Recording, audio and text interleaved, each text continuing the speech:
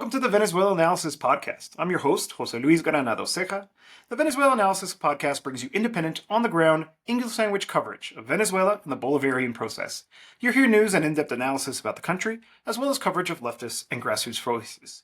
And on today's program, we're talking about sanctions and tariffs. We're trying to make sense of U.S. economic policy toward Venezuela and what Venezuela is doing in response. And this week, I am joined by fellow Venezuelanalysis staff, Ricardo Vaz. Ricardo, it's been a couple of weeks now. It's good to have you back. How you doing? Hey, Jose. It's always great to be here. It seems like we've done so many podcasts talking about sanctions, but I mean, what can we do? I mean, it is the topic when it comes to Venezuela. That's what should be, comes up at the most frequently anyway. And so there's a lot to unpack here, I think, in particular, because, you know, it seems like there isn't a lot of coherence, to be honest, when it comes to U.S. policy towards Venezuela, especially on the economic front. You know, we've had this talk about the return of maximum pressure, these so-called secondary tariffs. And so actually we at Venezuelanalysis not too long ago created this infographic, which you can see here on the screen, U.S. sanctions against the Venezuela oil industry. A detailed interactive photo infographic breaks down Washington's attacks against the Venezuelan oil industry and their devastating impact. And so I want to invite everybody to check out our website, Venezuelanalysis.com, where you can see this infographic for yourself. This is one of those interactive ones, so you can click and learn more about it. But you can see very quickly kind of a timeline of everything that's happened. I'm going to scroll all the way to the bottom to kind of bring us up to date here. Obviously, we've talked a lot on this program about everything that started with Obama, but then was, made worse by Trump and then left largely the same by Biden. And we have, of course, Trump once again in the White House, again, implementing what is, I think, accurately called the maximum pressure campaign once again. Sanctions being reimposed April 2024, the so-called secondary tariffs April 2025, the whole issue around the suspension of the license of Chevron, the impact on oil output. You can see all the rest of it. But I think that's actually one place to start here to talk about the Chevron licensing and all of these moves, just to bring everybody up to speed. Ricardo, if you had to sum it up in few words, what would you say is U.S. policy toward Venezuela on the economic front when it comes to sanctions, tariffs, and the rest of it as it stands today, here, early May 2025? Yeah, I mean, I echo the recommendation that people check out our infographic. This is actually the third iteration of oil sanctions infographic that we've made. And over time, I mean, there have been so many measures that we've kind of had to, I mean, this has like 20 measures on the timeline, and we had to leave a couple or several less important ones out just because, I mean, there's so many of them and we need to kind of explain.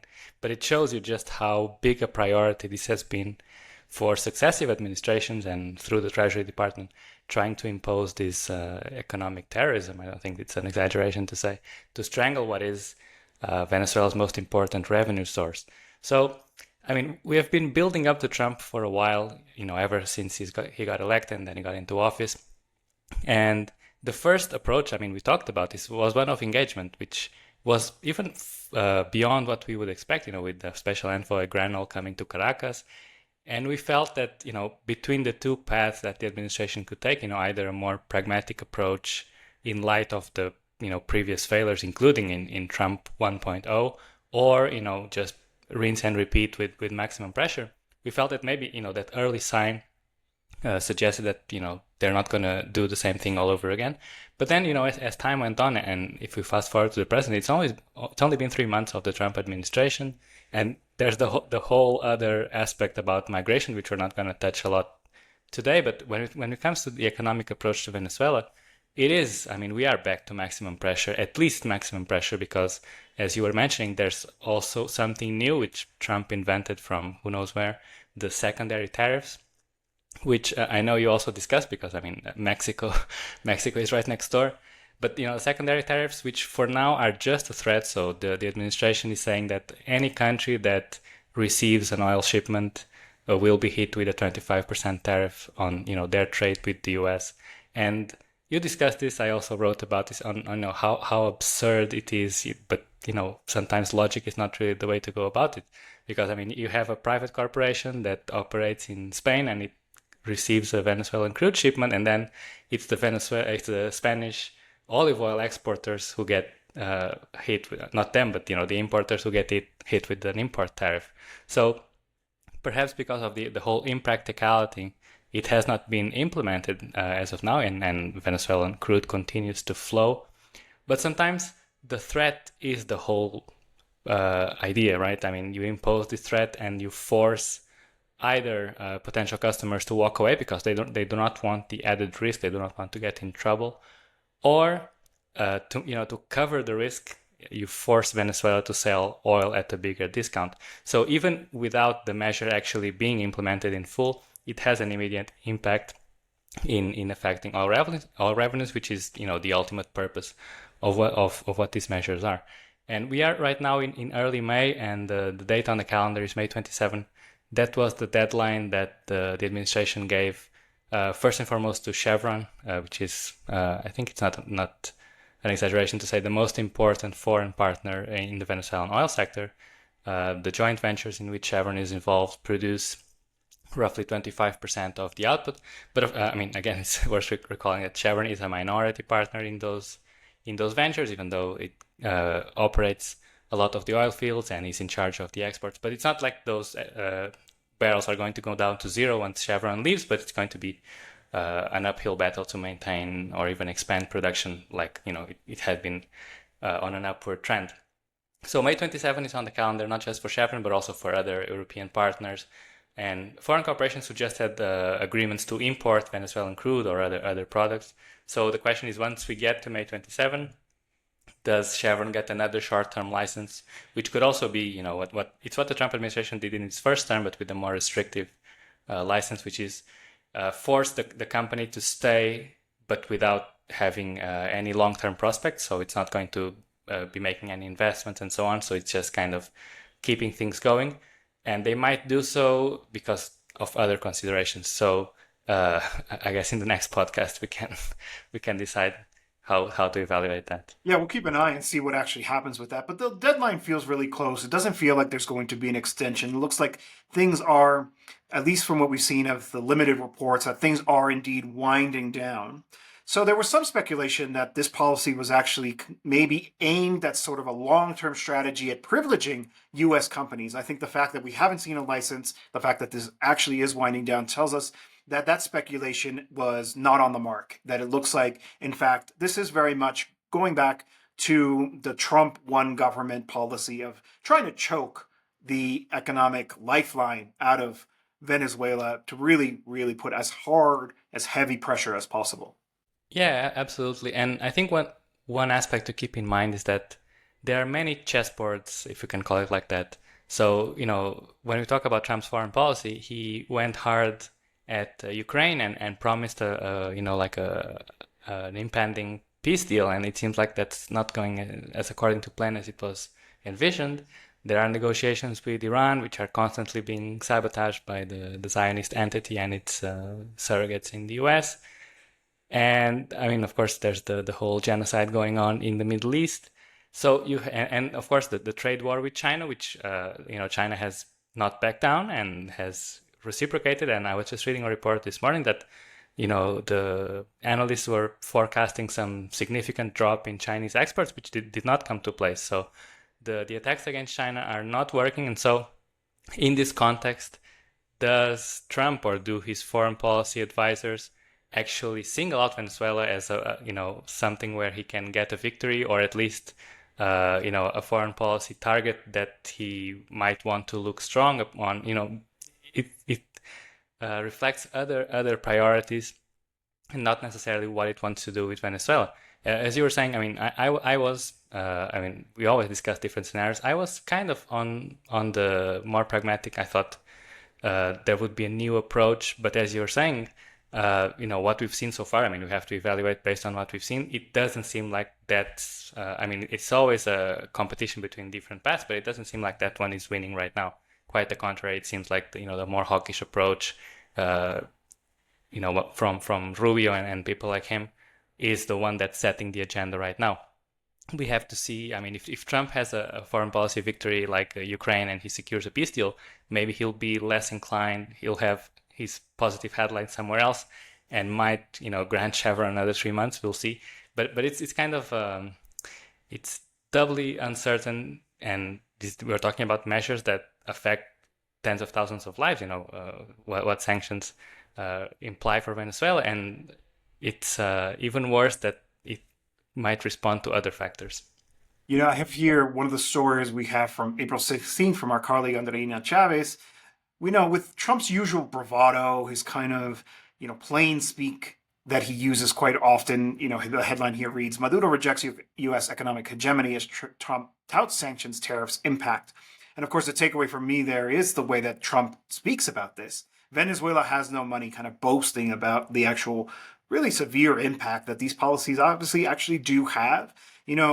I know that the Venezuelan government likes to put a lot of emphasis on the reorganization of their economy and how they're in a better position than they were, even 5 years ago. And that's all true. But I think we do actually have to, in some ways, understand why Trump is able to use this kind of language so brazenly.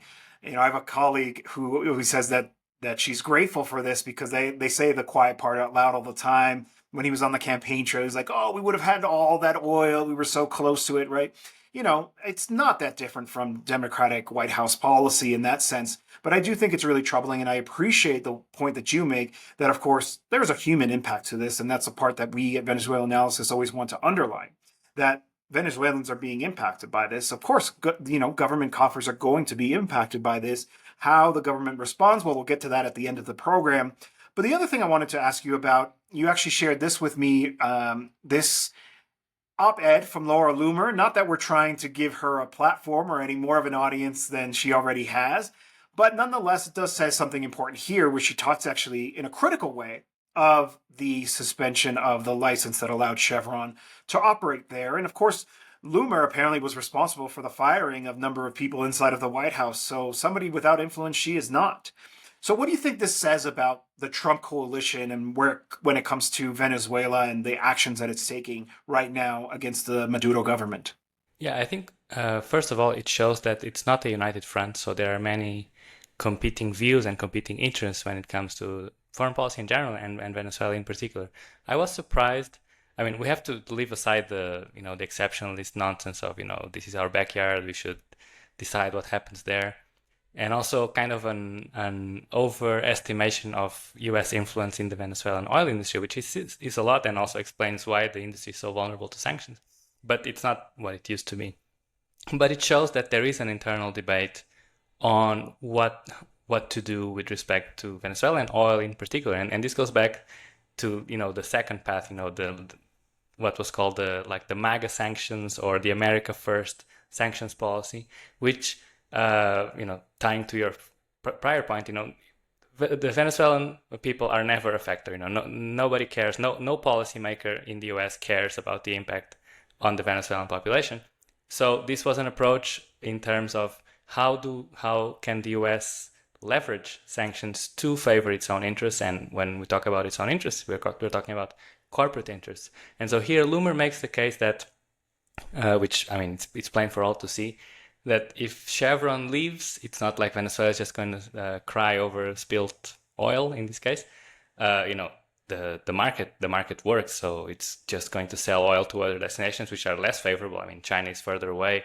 It has to sell at a discount, whereas U.S. refineries are one day ships travel away. And so she argues quite rationally that this is affecting U.S. interests, and it was always the case. What the Trump administration did was kind of sell this idea that U.S. corporate interests have to take a back seat and sacrifice for a while, and then we will overthrow the Bolivarian Revolution. At the time, they were thinking they would put this clown Juan Guaido in the Miraflores Palace, and then it would be a bonanza like the old times before Chavez here. Of course, that hasn't come to pass for several reasons. But now, they are in the same dilemma once again. And what let's say the MAGA sanctions crowd, to call them something, argues is that, as long as it's not clear that we are able to overthrow the government, and again, we are thankful that they say the quiet part out loud, we should not sacrifice U.S. interests, because that's only going to benefit China. And so in that sense, it's almost refreshing that we are we don't have to suffer through the freedom and democracy discourse nonsense, and we just get straight to the point. These are the interests that are competing, and so what do they prioritize in the short term? So this might be a sign, of course, read signs at your own peril, that the administration would consider a short-term extension for Chevron, if only to keep different options open. But again, with Trump, it's kind of a fool's errand to make any guesses.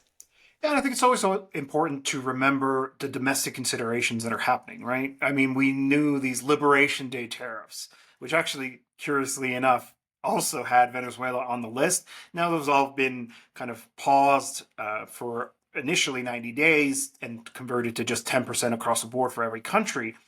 But of course, that was driven by the fact that there was a shakeup in the bond market, and it scared the US government. It scared Trump, at least, or his advisors, and he ended up having to walk that back.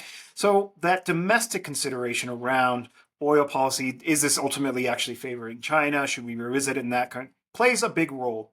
But that leaves us with this question that I think we should try to answer here, which is that, so if this is the case, if there isn't unity amongst the Trump coalition, if there are other domestic factors to take into consideration, where is this push for this heavy-handed maximum pressure sanctions policy coming from? And I think to answer that, we need only look to this headline here.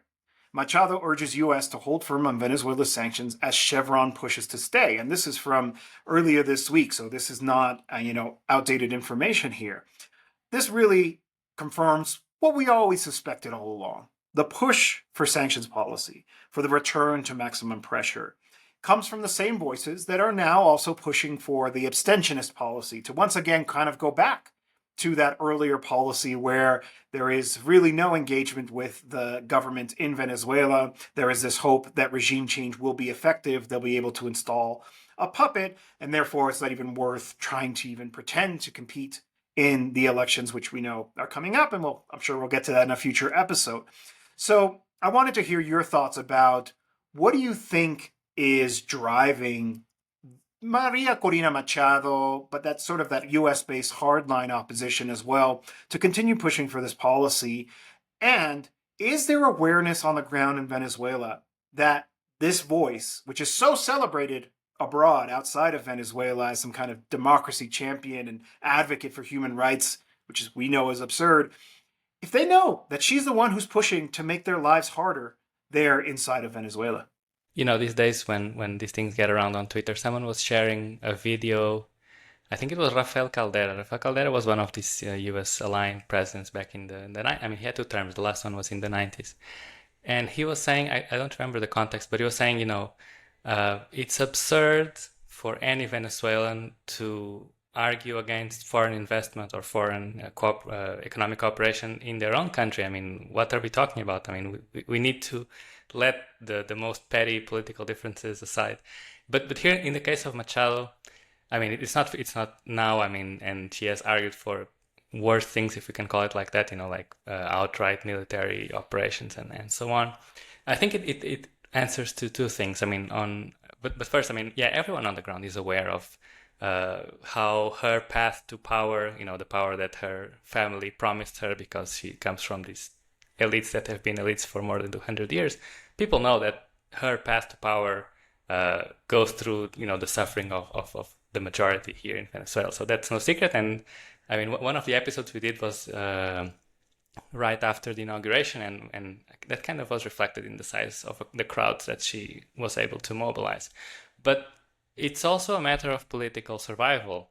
One prediction that we did get right, and I'm gonna brag about it, when we were in the lead up to the new year, we were wondering, is Edmundo Gonzalez, the person that Machado says won the election, is he gonna do Guaido 2.0? Is he gonna do a self-proclaimed government, or even a government in exile? And we had several opinions, several scenarios, but I remember you and I were quite firmly on the side that they're not gonna do that. The US is not going to go through that circus again. And in fact, I mean, we barely hear from Edmundo these days. I mean, the other day there was a communique that he had a health scare and went to a hospital in Spain. I guess, the trials and tribulations of fighting so hard for democracy. But it is Machado who has to run the show. And you were mentioning the electoral conjuncture. There are regional legislative elections coming up on May 25th. We're not going to talk about them now. We'll have a future episode to discuss that and see how everything falls into place. I mean, it's pretty interesting, the rivalries within the opposition, the ones who want to participate and the ones who don't. Just an aside, people should read the column from our columnist Clodovaldo Hernandez this week, which precisely talks about that. But whenever there's an election, people like Maria Corina Machado fear fading into irrelevance because she's calling for non-participation, and if people are participating, then she's immediately out of the picture, and so she needs to find a way to continue. It's not even driving the narrative, but having some influence and not falling completely into obscurity, because right now, I mean, she has this whole tale that she's in hiding and so on. But I mean, who cares, right? I mean, she's irrelevant for the political agenda, and so she needs something that will keep at least some interest, even if there's no realistic prospect towards regime change at the moment. So we talked about this. There was an article, I think, on Bloomberg a few weeks ago that said, Machado is winning. Machado is secretly, her plan is coming to fruition, and it talked about the recent devaluation of the currency, which has raised inflation fears again. And it mentioned, there are mass desertions in the armed force, and it was kind of the opening sentence. But then you read it, and there's nothing about desertions in the armed forces. So, who are they trying to fool? Are they fooling themselves? Do they have to pretend for their U.S. Sponsors, masters, that they are doing something? We've been down that road before. How they oversell their own support here inside the country. So for her, I mean, she's constantly flailing. I think it's a fair assessment. Constantly flailing to try and stay somehow in the political agenda, even though the political agenda is moving away from her.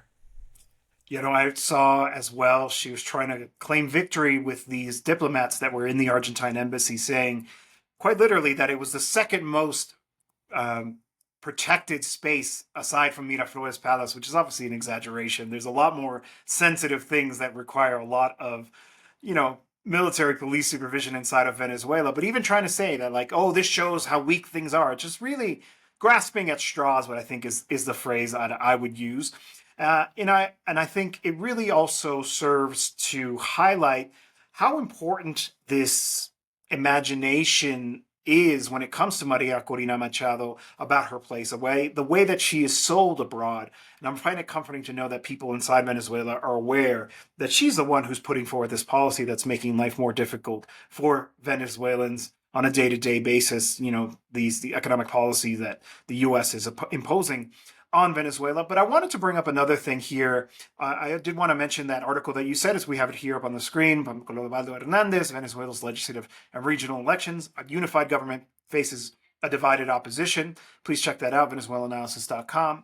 But this other article from our website, from Roger Harris, which we ran earlier this week as well. Human Rights Watch outflanks Trump. Liberal NGO pushes for harsher Venezuela sanctions. So while we're on this topic, the role of this whole industry for regime change that operates inside of Washington.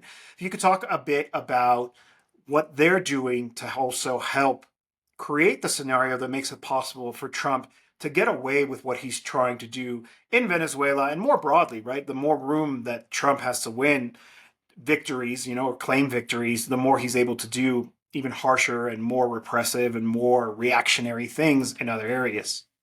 Yeah, I mean, this is kind of the revolving door and the establishment in Washington, D.C. And we saw this with Trump 1.0 and now even more so, that there is, from the let's say the liberal establishment, there is opposition to everything Trump does on the domestic front.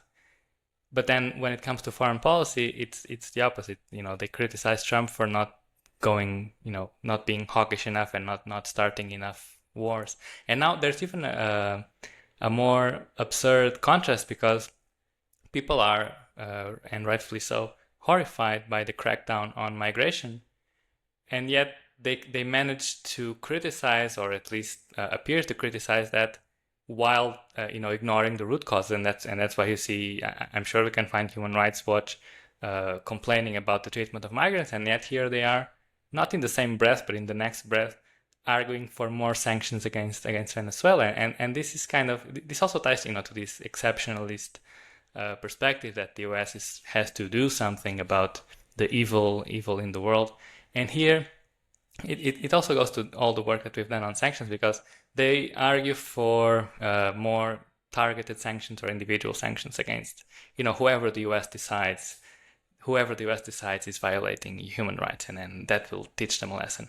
But UN rapporteur Elena Duhan, among many others, has shown how even these targeted sanctions generate more overcompliance. I mean, if you sanction someone who is the health minister, then it's going to make it harder to import medicines, just to give an example. But it also fuels this entire environment of making Venezuela toxic for all sorts of international relations, which has a direct impact on the living standards and everything else, and ends up fueling more migration, which is not a surprise unless you are pretending not to see it.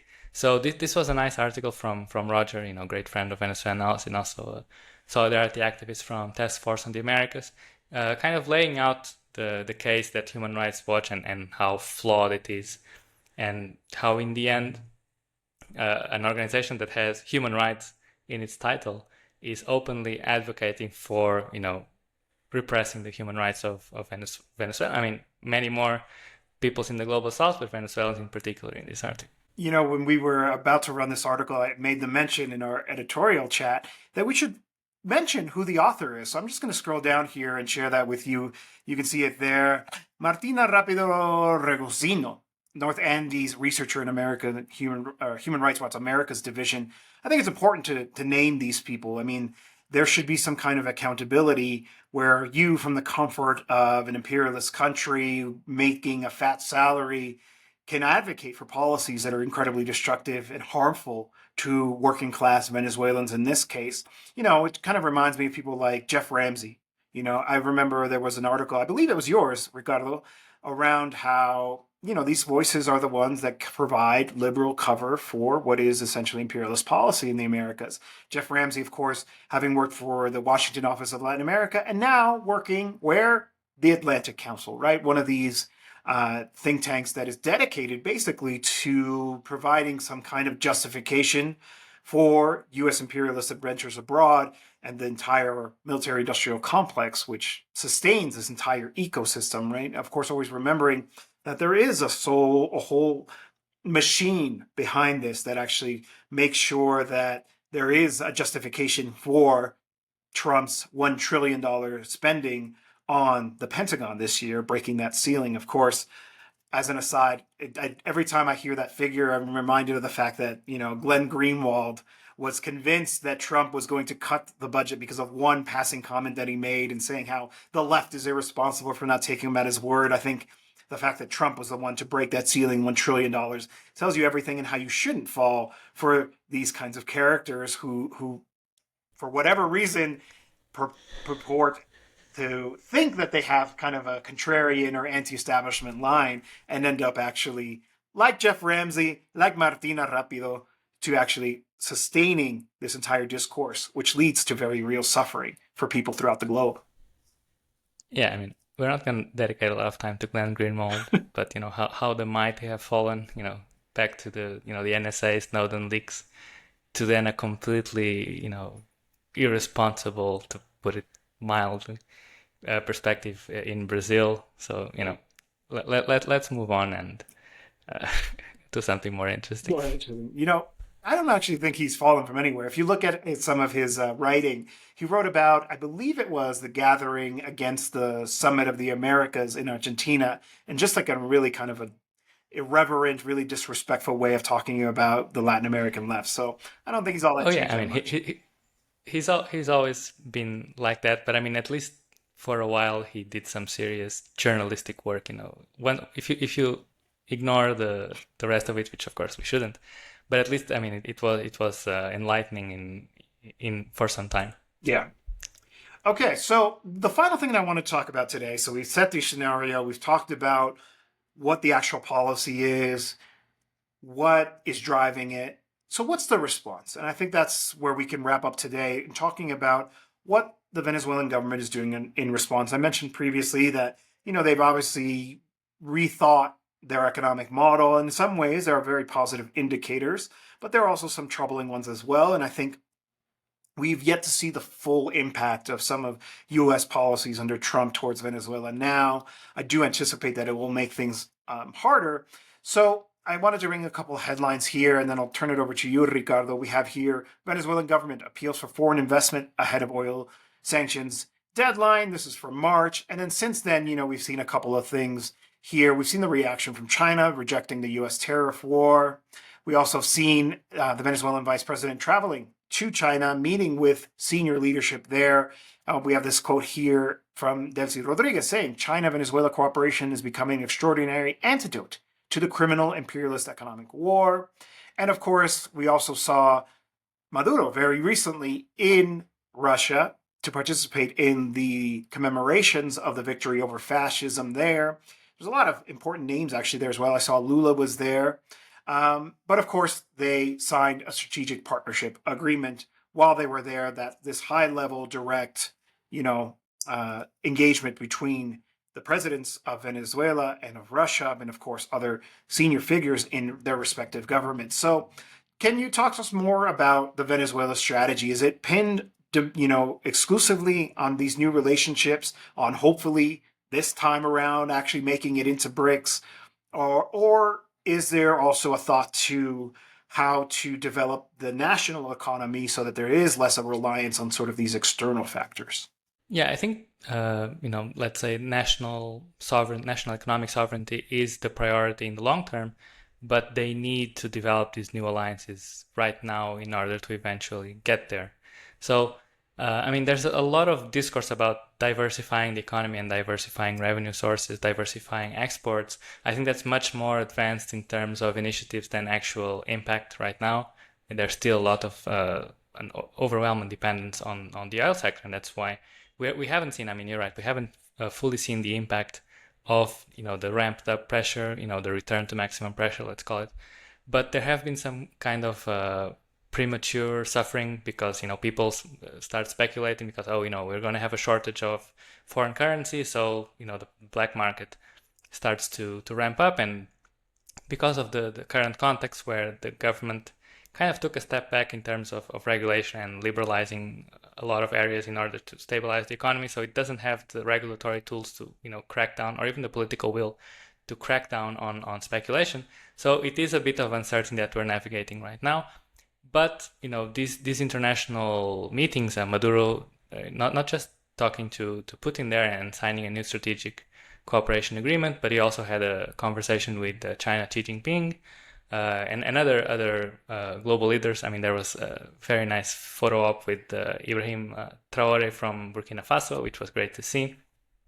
But at the end of the day, what matters the most is China, and that's why Delcy Rodriguez, who is, let's say, the most important person in terms of economic policy, was recently in China. Not only did she meet with important political leaders, she also visited the CNPC, the China National Petroleum Corporation, to ensure two things. Let's say the first objective is that it continues importing Venezuelan crude, not just the CNPC, but also the independent refiners, so-called teapot refiners, but eventually returning to more significant investment, more significant participation in Venezuelan joint ventures, and even circling back to Laura Loomer's fears, filling the gap that's going to be left by the exit of Chevron and the other Western corporations. In that sense, what we were discussing before of how China has not backed down in the tariff war against Trump suggests that they will not just abandon Venezuela and minimize the risk there, but of course they have also to make their own calculations and measure the impact that it's going to have on its own economy.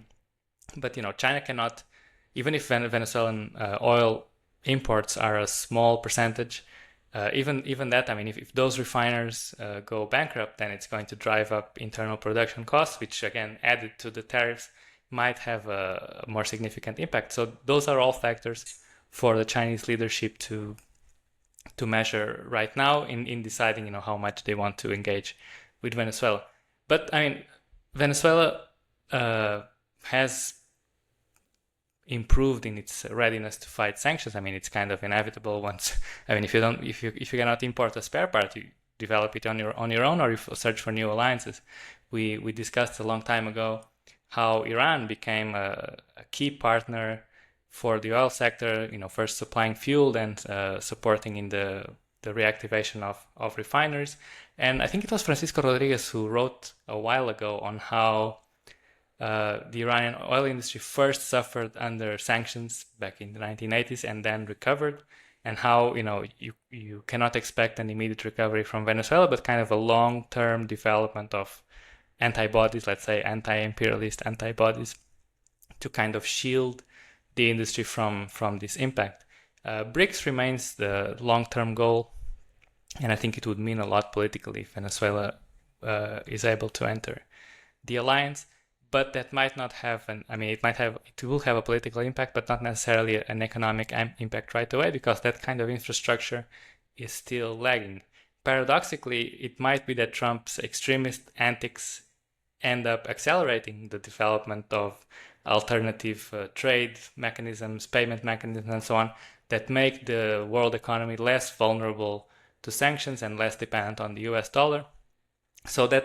But Venezuela needs time, right? It needs to shore up the industry right now. It needs to buy time. It needs to continue some kind of economic progress so that it's still in a good position once those mechanisms start becoming available. But for now, the Maduro government has a lot of balances to strike. I mentioned that Lula was there in Moscow as well. I wonder if they had a chance to talk to each other. I didn't see any pictures of them together. But I think there was a huge mistake. We talked about this on the podcast with Andreina, of leaving out Venezuela from the last BRICS meeting. And it's largely understood today that it was driven by, if not Lula directly, his foreign ministry, although I suspect it was Lula trying to, quote unquote, punish Venezuela over their dispute around the last election. I wanted to, before we wrap up today, ask you specifically around this economic emergency. So we saw that there was a formal declaration of such. What does it actually mean for Venezuela, for the Venezuelan economy, to have this emergency? And while we're on this topic, do you think that there's going to be any movement around the Constituent Assembly? I know that there's been a lot of kind of questions around what is it actually going to deliver in terms of constitutional changes. Is this going to represent a move towards sort of the more radical sectors of the Bolivarian process that's aiming towards emphasis on the working class, or do you think it's going to move towards liberalism? I know we don't have a lot of answers on it, but I'd love to hear your thoughts.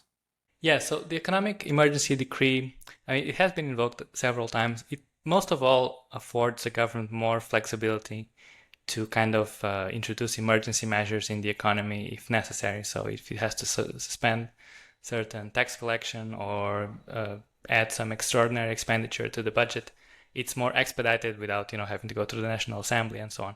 So it's mostly in that direction. It hasn't actually had an impact so far, but it's kind of the government ensuring that it has all the tools if there's some kind of emergency that needs an emergency response. And this was 60 days. I suspect it's going to be renewed. Actually, this headline we also wrote about the deals with Trinidad and foreign corporations, which was another hope for the Venezuelan government, which was natural gas, and those projects look like they're going to be nixed as well. So that kind of also closes the long-term door for Venezuela. Although as you were mentioning before, there's a lot of effort to court foreign investment, but there's a kind of a collective fear of secondary sanctions right now that kind of stops everyone from taking that step forward. As for the Venezuelan constitution, it's not going to be an assembly, as far as I understand, although there was a lot of talk about this in January and then kind of faded from the political discourse. I suspect it's going to return towards the end of the year. The plan was not to have an assembly, but rather a reform proposal that would be taken straight to a referendum. A lot of the attention has been on popular power and bringing communes to the Venezuelan constitution and what that would entail. But when it comes to the economy, it's still a big question mark, because we haven't seen even the preliminary drafts of what's being proposed. My suspicion, and I mean, based on the recent policy direction, is that the government is going to try to solidify the benefits that it affords to the private sector, whether it's foreign investment or even the domestic private sector, by flexibilizing, labor legislation, even, regulation on hydrocarbons and so on. At least, that's my sense from what I've seen and kind of some speeches here and there. There was one spokesperson from the National Assembly late last year who said that some of the things that were brought into the state sphere in the oil industry need to be returned to the private sector, because that's the the ultimate question. Because sanctions say, any company where the Venezuelan state has a bigger than 50% stake is blacklisted. And so one answer, which is not the best answer in my opinion, and I think you'll agree, is that you reduce that stake to less than 50%, right? You again give the majority control to whatever private partner you have. I think that would be a very significant setback, and we can discuss if it is a necessary or even the only alternative right now. I don't think it is, but I'm certain that there is a consideration, and many international actors have been open about it and saying, just allow for majority shareholding from outside partners, and then you don't have to worry about sanctions. I mean, you still have to worry about sanctions, so it's just how these sanctions can be leveraged as well to what in the end is undermining Venezuelan sovereignty. So it's up to the government to strike these balances, and I don't envy the position at all of, how much do we need to concede in order to, establish an economic recovery, and, how much are we giving up in that process? I wholeheartedly agree. I'm worried that there will be concessions, that there will be a certain liberalization of certain sectors of the economy, namely the energy industry, and in exchange, they won't really make any progress, which is essentially trying to actually get out of the stranglehold that the US has over the Venezuelan economy, because we're dealing with an unreliable actor in Washington. I mean, that's kind of what needs to be emphasized consistently, which is that even if you did, they've clearly shown a propensity for not regarding any of the laws, even domestically, right? So they'll figure out a way to punish. I mean, even the notion of secondary tariffs is obviously absurd, but also in contrary to most of the rules established by the World Trade Organization. I mean, I often remind people that the OAS Charter, the OAS, which we all understand what political place it occupies here in the Western Hemisphere, actually explicitly rules out the use of economic coercive measures, sanctions, but also tariffs. They've run afoul of the OAS Charter. But of course, that's never front and center in any of these discussions, because it's the US imperialist power that's actually setting all of the rules. So even if you do make this concession, let's say if you do reduce it to less than 50%, they'll find a way to continue to push that, because we know where the pressure is coming from, as we talked about previously, right? A lot of this is driven by certain concessions to this far right hardline opposition, which has a very strong presence in key parts of the United States and uses that, leverages that, successfully to put this policy. And of course, one thing I think is also worth remembering is who occupies the office of Secretary of State. None other than Marco Rubio. Marco Rubio is beyond his hawkish position on China. I think his life's mission is to try to finish off the Bolivarian Revolution and the Cuban Revolution. And I think also paying attention to what's happening in Cuba is important. I know from my sources that things are very delicate there. There is a certain sense that there is a danger in terms of the discontent that exists and the effects, the very real consequences of U.S. policy towards Cuba. There seems to be a lot of enthusiasm inside of Washington as well for the possibility of actually being able to secure regime change. We all know that we certainly don't hope that happens at all, but these are tough times. And of course, should something happen in Cuba, I think it would spell really negative news for Venezuela as well, and vice versa, right? So I think the need for regional unity is also something to keep in mind as we face off with a really unpredictable leadership in Washington as well. And I do think that's a call for now to pay attention to these international spaces. Yes, obviously, I think the meetings and these encounters that happened very recently over in Russia are important. The recent meeting of SELAC. But, for example, I know that Nicaragua was upset with the final resolution precisely because there was an explicit mention about, regime change efforts and sanctions policy and things like that. So these are really delicate times. It's very hard to predict. I think often you and I, we talk and we're like, let's not get into the game of predicting.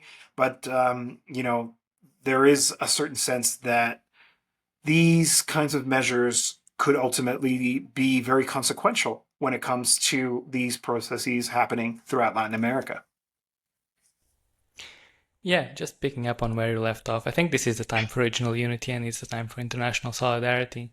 But most of all, and perhaps echoing what Nicaragua was upset about, it's not the time to be shy. If the US foreign policy is going to be brazen, then the response should not be to try and offer concessions because, no concession is ever going to be enough when the ultimate goal is annihilation, right? When we talk about Cuba or Venezuela, it's not like there's a sufficient amount of economic concessions. I mean, we're not in the 2000s when George Bush was complaining that, oil companies were being treated poorly in Venezuela. This is an existential thing. And regardless of, the liberalization and the benefits for foreign corporations, it is still a project that runs counter to US hegemony in the hemisphere. And so in that sense, no concession is ever going to be enough. It's a matter of these own projects with their own sovereignty and with, popular, listening to the masses, understanding what they need to do in order to survive first and foremost, but then, building ties and protecting the project in the long term, because as you were saying, this threat is not going to go away. It's not something that you can reason with. So it is a matter of, relying on the global South itself. Hopefully these new alliances are going to develop sooner rather than later. And to quote Che Guevara, it's always a good place to finish. Imperialism is not to be trusted, not even a little bit. Absolutely. Great note to end on. And you did mention international solidarity. One final thing I wanted to share with you. The renewed maximum pressure campaign, the topic we've been talking about, was also the topic of a recent webinar here where Venezuelanalysis' own Cira Pascual Marquina talked as well. Her perspective there as somebody based on the ground like you, Ricardo, as well, and our other colleague, Andreina. So check that out if you can. Watch the webinar that's also available on our website, and of course everything else that we're posting consistently, frequently here on Venezuelanalysis.com. Thank you so much, Ricardo. As always, this was a good talk, and it's important to be able to bring this information to you via the podcast. And we hope you will join us next time. We'll see you, Ricardo. Thanks again. Thanks, José Luis. Always a pleasure.